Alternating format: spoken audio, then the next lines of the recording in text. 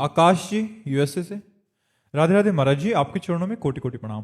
महाराज जी, जब किसी साधक को भगवत साक्षात्कार होता है तो क्या उसकी पूर्ण मुक्ति निश्चित हो जाती है, और क्या मन के विकार काम क्रोध पूरी तरह जड़ से खत्म हो जाते हैं या शरीर रहते तक बने रहते हैं? हाँ, बहुत ध्यान से सुनना तो समझ पाओगे।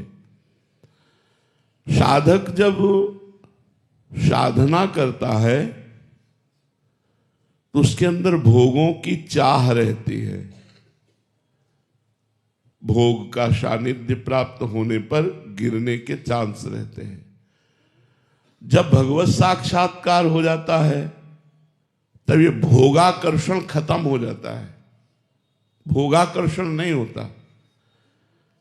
बिना स्वाद के वो भोजन पा रहा, उसे स्वाद का तात्पर्य नहीं रह गया।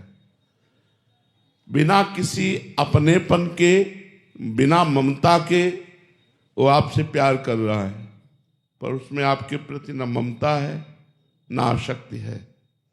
शुद्ध प्रेम, भगवत स्वरूप प्रेम। जब भगवत साक्षात्कार हो जाता है तो कर्म विवश कामादि दोष नहीं आते, लेकिन भगवत प्रेरित आते हैं। सिद्धों में भी भगवत प्रेरित आते हैं। जैसे देवर्षि नारद जी भगवान के अवतारों में गणना की गई है और स्वयं सिद्ध महापुरुष हैं देवर्षि नारद। अब उनके अंदर काम की संभावना ही नहीं। लेकिन जब भगवान ने देखा कि देवर्षि नारद के अंदर काम विजयी होने का गर्व है, तो भगवान ने काम को प्रेरित कर दिया, जाओ और अपना प्रभाव दिखाओ। थोड़ी देर में ही देवर्षि नारद जी ने देखा कि एक बहुत सुंदर नगर है, ये तत्कालिक, और वहां का जो नरेश है वो अपनी राजकुमारी का स्वयंवर कर रहा है। कौतुकोस पहुंच गए ऐसे। राजा ने देखा, साष्टांग दंडवत की आसन पर बैठा ला। जब अर्चना वंदना हो गई तो अपने परिवार के जनों को प्रणाम करवाने की प्रक्रिया शुरू की। जब उस राजकुमारी के आने की बात, जिसका स्वयंवर था,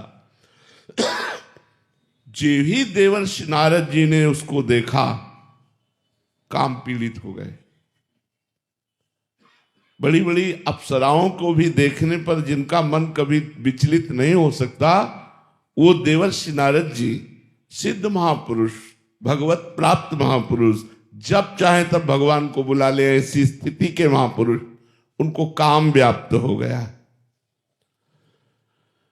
अब जैसे जैसे नजदीक आ रही थी, उनके हृदय की स्थिति बदलती जा रही थी। इतने में राजकुमारी के पिता ने कहा, महाराज हमारी पुत्री का हाथ देखिए कैसी रेखा है। अब दूसरा चमत्कार है कि जो ही हाथ देखा पकड़ के, तो स्पर्श करते ही व्याकुल हो गए, और रेखा में जो लिखा था कि जो इसका पति होगा वो मरेगा नहीं, मृत्यु विजयी होगा, समस्त ऐश्वर्य उसके चरणों में लौटेगा, बड़ा बड़ा, वो सब भगवान के लिए। अरे नारद जी ने कहा, तब तो पक्का ब्याह इसी से करेंगे। नारद जी ने विचार किया, मैं इतना सुंदर तो नहीं हूं, बाबा जी हूं। राजकुमारी स्वयंवर में जयमाला पता नहीं डाले कि ना डाले। यदि मुझे भगवान का रूप प्राप्त हो जाए तो निश्चित जयमाला डाल देंगे। देखो, भक्त किसी भी स्थिति में माया से कितना भी ठगा जा रहा हो, उस समय भी भगवान में ही रहता है। ये भक्त की महिमा होती है। कितना भी माया अपना प्रपंच फैला रही हो, उस समय में भगवान का आश्रय रहता है। देवर्षि नारद जी एकांत हुए और भगवान को पुकारा। पुकारते ही भगवान प्रकट हो गए। भगवान से कहा कि प्रभु, अब तो जब तब कुछ नहीं होगा, अब तो राजकुमारी से ब्याह मुझे चाहिए, इसलिए मैं हरि रूप मांग रहा हूं। इतना तो कहा, पर एक बात बहुत बड़े जोर की कही। कहा, जेहि विधि होई नाथ हित मोरा, करऊ शुभेगी दास में तोरा। प्रभु जिस तरह से मेरा हित हो, नारद जी सोच रहे हमारा हित राजकुमारी के प्राप्त होने में है। नाथ जल्दी वही उपाय करो जिससे हमारा हित हो, क्योंकि मैं आपका दास हूं। तो भगवान ने कहा हित ही नहीं, जेहि विधि हो ही परम हित, नारद सुनो तुम्हारा हित नहीं, तुम्हारा परम हित जिसमें होगा वो मैं करूंगा। जाओ दिया हरि रूप, और हरि कहते बंदर को भी। अब नारद जी का जो रूप था भयंकर मरकट बंदर का दे, और वो केवल राजकुमारी को दिखाई दे रहा था, और भगवान शिव के दो पार्षद पास में बैठे थे उनको दिखाई दे रहा था, और सबको देवऋषि नारद दिखाई दे रहे थे। राजकुमारी जयमाला लेकर जे हुई बड़ी तो देखा ये कुरूप बंदर पहले क्यों बैठा है। माला लेके मुड़ गई। देवर्षि नारद जी ने सोचा शायद मुझे देखा ना हो, तो बगल के जो सिंहासन पर राजा बैठे थे उनके पास जे गए, उसमें खड़े हो गए। नारद जी बैठ गए। राजकुमारी ने फिर दिखाए बंदर कैसे आ गए, फिर वो नारद जी को लग रहा है कि ये क्या है, मेरे हरि रूप में आकर्षित होकर जयमाला क्यों नहीं डाल रही। इतना विचार ही कर रहे थे कि 16 वर्ष की अवस्था, घनश्याम शरीर, कमल लोचन, विश्व मोहन, भगवान पधारे। जे ही भगवान पधारे तो राजकुमारी ने जयमाला डाल दी। नारद जी को लगा मारो प्राण निकल गए।